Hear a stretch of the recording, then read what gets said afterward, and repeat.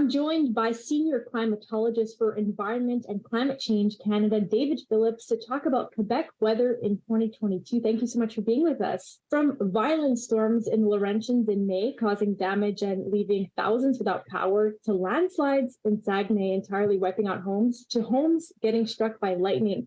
Were these weather events unusual to you? They weren't, I mean, it's a big province, a lot of people, a lot of weather attacks you from every direction.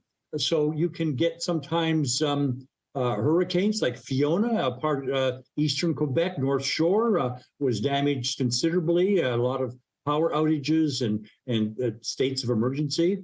But we saw flooding, of course, in many areas. In Montreal, a couple of times, big flooding occurred. And we saw it also in the Saguenay flooding. It worried a lot of people. They remembered some of the worst landslides that they've seen before, and even in the Gatineau River. And of course, you always get those freakish kind of weather where you get a lightning bolt that comes down and my gosh, it started fires in the neighborhood. And in the end, that was like a $23 million of damage. So, hey, there is a lot of action when it comes to weather in Quebec. It's very much part of the nature of the province and where you are and location. It's there's never a dull moment, as they say. What was the most significant day for weather in Quebec this year to you? Which one would it be?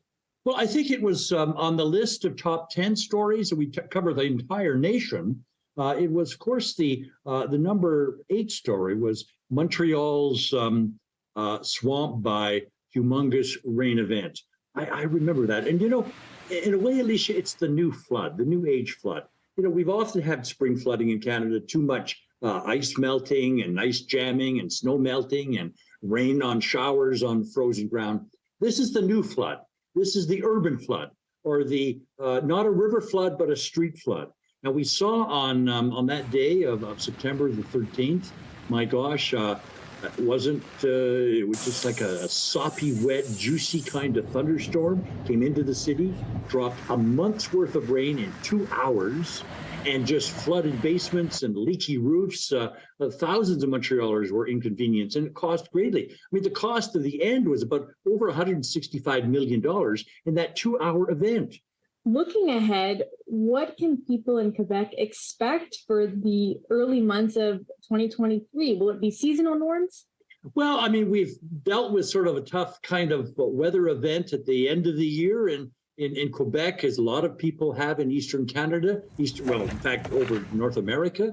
But I think that what I see is that, the Montreal and Quebec is a great winter recreation place.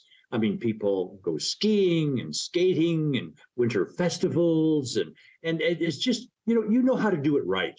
I mean, you are one of the snowiest provinces, but you don't sort of hibernate and migrate. You embrace winter. You enjoy it. So I think the ski resorts are going to be crowded. People are going to be enjoying themselves and forgetting their debts and just loving the great outdoors. Thank you so much for joining us, David.